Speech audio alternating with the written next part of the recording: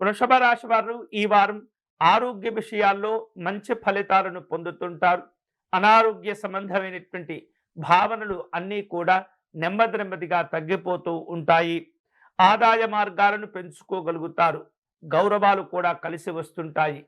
అన్ని విధాలుగా, అన్ని కాలాలుగా, అన్ని సందర్భాల్లో మీకున్నటువంటి విలువ, గౌరవాలు పెరుగుతూ ఉంటాయి.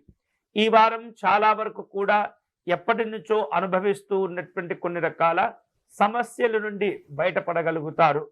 ప్రముఖులతోటి మంచి సంబంధాలను ఏర్పరచుకోగలుగుతారు. మీరు ఇచ్చిపుచ్చుకునేటటువంటి ధోరణితో వ్యవహరిస్తూ వ్యాపార వ్యవహారాలను నిర్వహించేటటువంటి అవకాశాలు కూడా ఉండబోతున్నాయి. కుటుంబంలో శుభ కార్యక్రమాల ప్రస్తావన, నిర్వహణ సంబంధమైనటువంటి అంశాలు ఈ వారం చర్చకు వచ్చే సూచనలు కనిపిస్తున్నాయి. బంధువర్గంలో మంచి శుభ కార్యక్రమాల్లో పాల్గొనేందుకు ఆహ్వానాలు కూడా అందుకుంటూ ఉంటారు. ఈ వారం ప్రేమ, ఆప్యాయతలు, అనుబంధాలు విశేషంగా బలపడుతూ ఉంటాయి.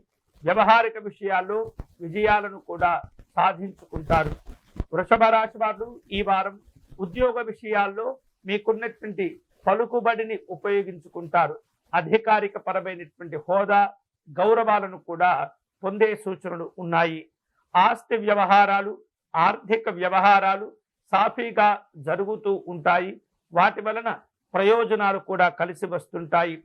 వృత్తి వ్యాపారాల్లో ఎటువంటి ఇబ్బందులు లేకుండా గడిచిపోతుంది. ఎంతో కొంత లాభాలను కూడా పొందే సూచనలు ఉన్నాయి. నిరుద్యోగులకు ఉపాధి అవకాశాలు పొందటంలో కీలకమైనటువంటి సమాచారాలు అందుతూ ఉంటాయి. వివిధ రూపాల్లో స్నేహితులు, బంధువులను కలుసుకుంటారు. అయితే అనవసరమైనటువంటి స్నేహ పరిచయాలను తగ్గించుకోవాలి. అనవసరమైనటువంటి వ్యవహారాలను తగ్గించుకోవాలి. మీ యొక్క ప్రమేయం లేకుండానే ఒక్కొక్కసారి శక్తికి మించినటువంటి ఖర్చులు పెట్టవలసి వస్తుంది.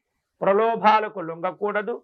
అనవసరమైనటువంటి ఆకర్షణలకు లొంగకూడదు. ఈ వారం వృషభ రాశి వారు శుభకరమైనటువంటి ఫలితాలను పొందేందుకై మహాలక్ష్మి అమ్మవారిని పూజించటం మంచిది.